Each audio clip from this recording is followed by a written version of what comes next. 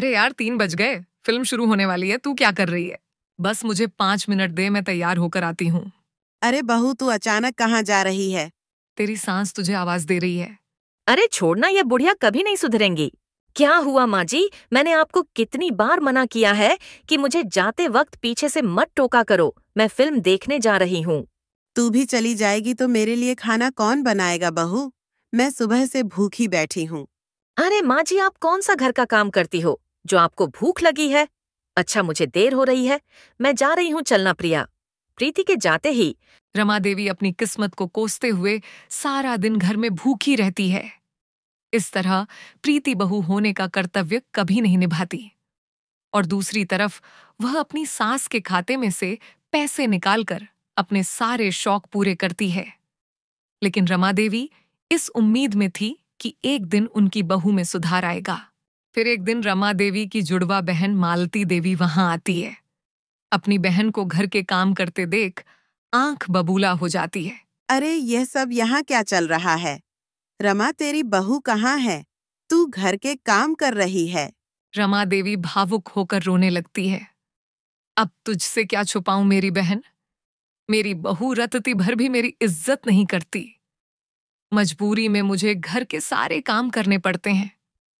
वह तो बस सारा दिन अपनी सहेली के साथ सैर सपाटे में लगी रहती है। अच्छा, तो अब उसके पर निकल आए हैं। तू चिंता मत कर, मैं ऐसी कई बिगड़ैल बहुओं को ठीक कर चुकी हूँ। मैं खुद इस चुड़ैल से निपटूंगी। तू कुछ दिनों के लिए मेरे घर चली जा। मेरी बहू तेरी अच्छी देखभाल करेगी। फिर दोनों बहनें अपनी अपनी जगह बदल लेती हैं और रमा देवी अपनी बहन के घर चली जाती है। रात को जब प्रीति घर आती है तो अपने कमरे का नजारा देख उसकी आंखें फटी की फटी रह जाती हैं। हे राम, मेरे कमरे का एसी कहाँ गया? मेरा 56 इंच का एलईडी कहाँ गया? प्रीति गुस्से में अपनी सास के कमरे में जाती है।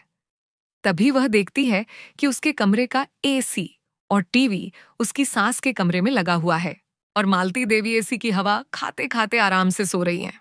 अच्छा, तो अब ये सब चल रहा है? ये सब कुछ बुढ़िया का किया धरा है? अब मैं इसे बताती हूँ।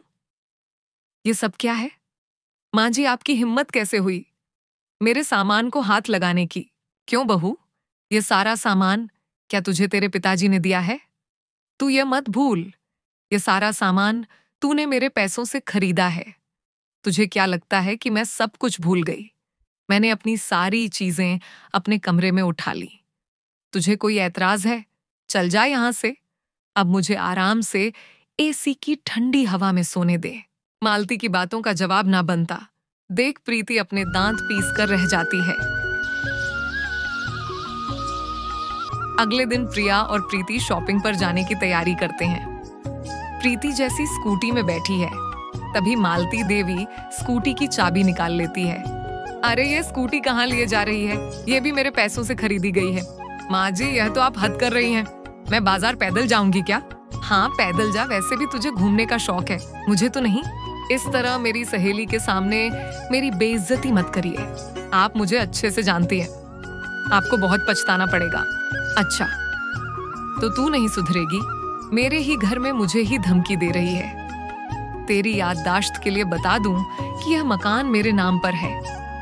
अब तू देख, मैं आज ही वकील को बुलाकर यह सारी जायदाद अनाथालय को दान कर देती हूँ।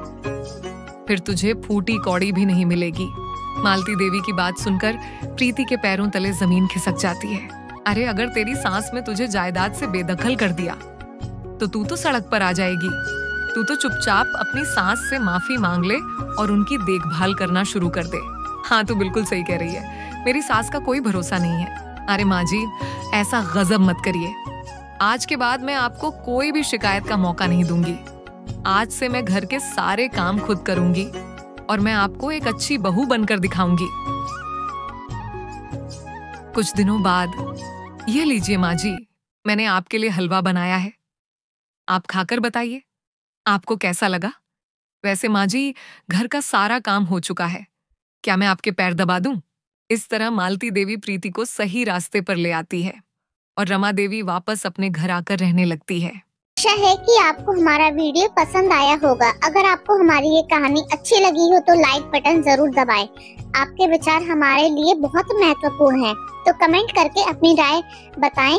और अगर आपको हमारी न्यू वीडियो देखनी है तो चैनल को सब्सक्राइब करें और बेल आइकन को भी प्रेस करें।